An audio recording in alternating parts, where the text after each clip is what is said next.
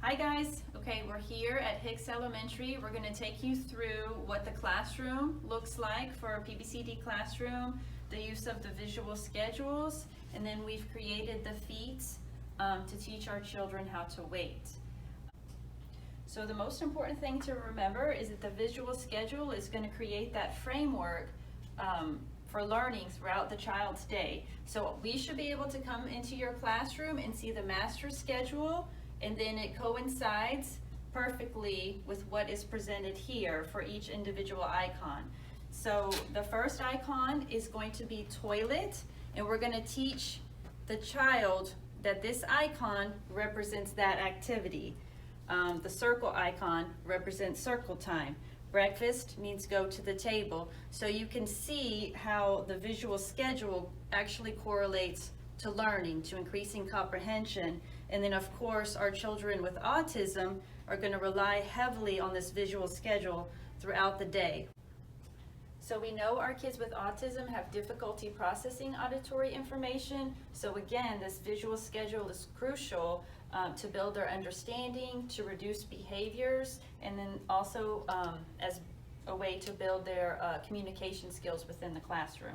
So we're going to go through and we're going to show you how to use this rotation strip for your center activities. Again, each center is going to be 20 minutes, so they're going to go to the kitchen for 20 minutes, blocks, and art. So we'll take you over to the kitchen. Okay, so now your child has checked the schedule and they've grabbed their rotation strip. They're ready for their rotations. According to your master schedule, your rotations are 20 minutes each. You're going to set your timer and the child's going to begin their first rotation. They're going to be in kitchen.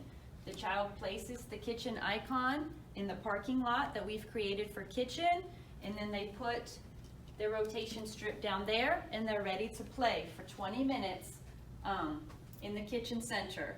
Beep, beep, beep, the timer goes off. You're the teacher. Oh, it's time to clean up. You can start singing your clean up transition song. Clean up, everybody cleans up. Okay, then we give them the directive, check your rotation. The child's gonna come over here.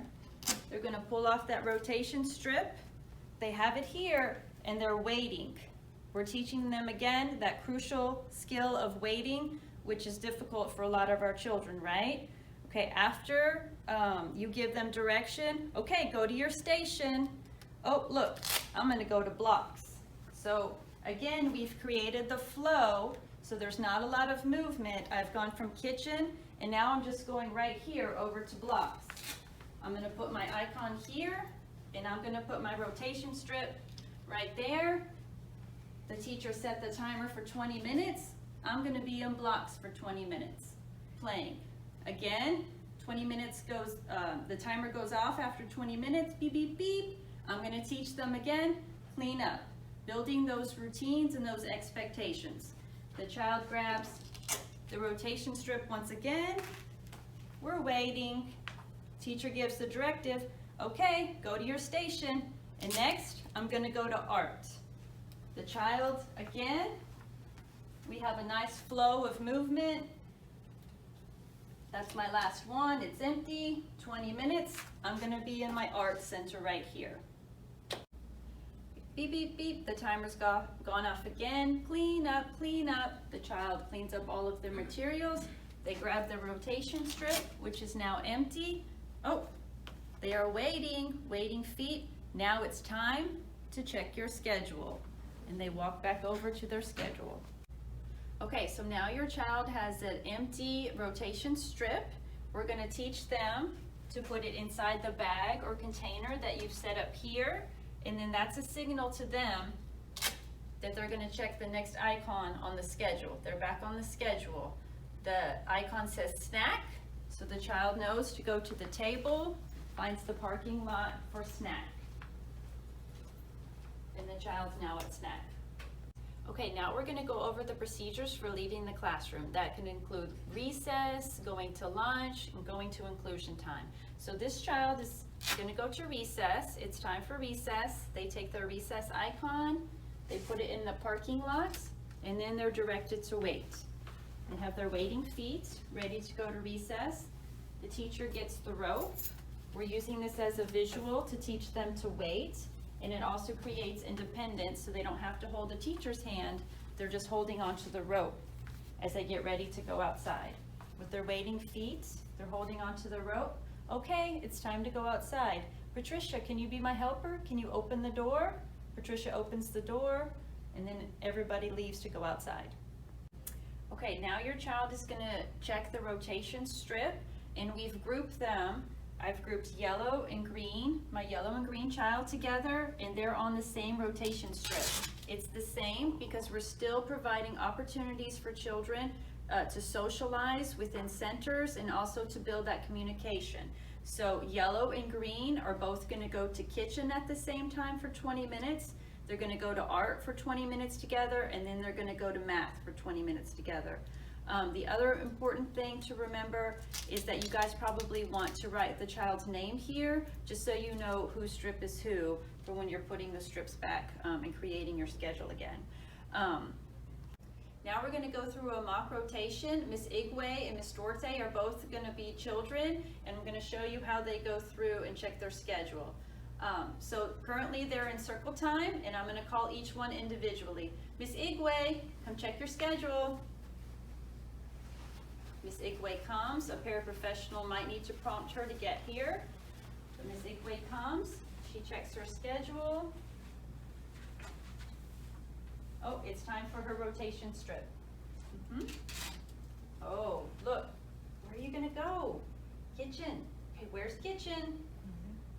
Kitchen. Let's go to kitchen. We help the child put the icon on the parking lot.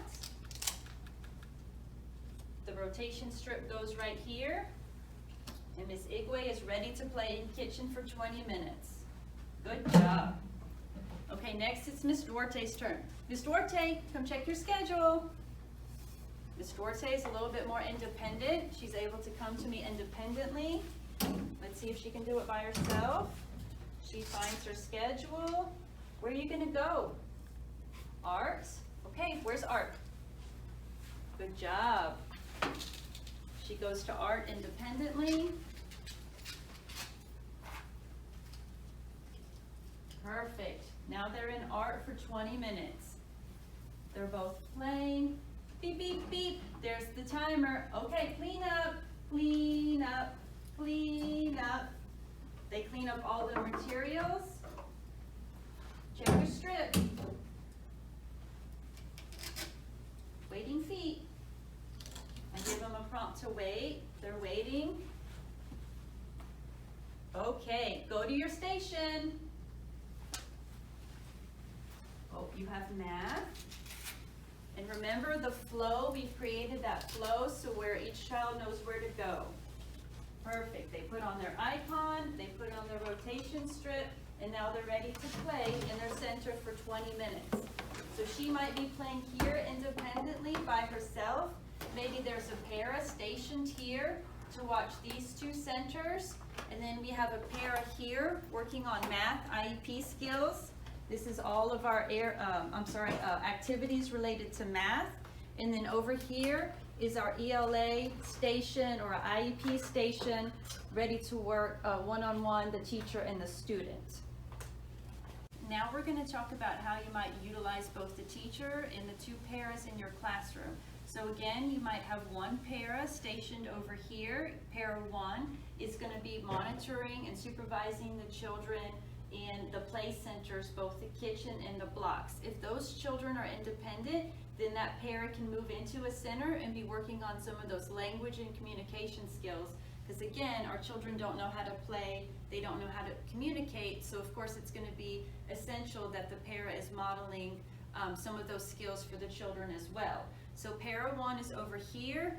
Para 2 today is working for the 3 20-minute rotations. She's going to be stationed here. Children are going to come to her, and she's going to be working on math IEPs with each of the children that come to her in the rotation.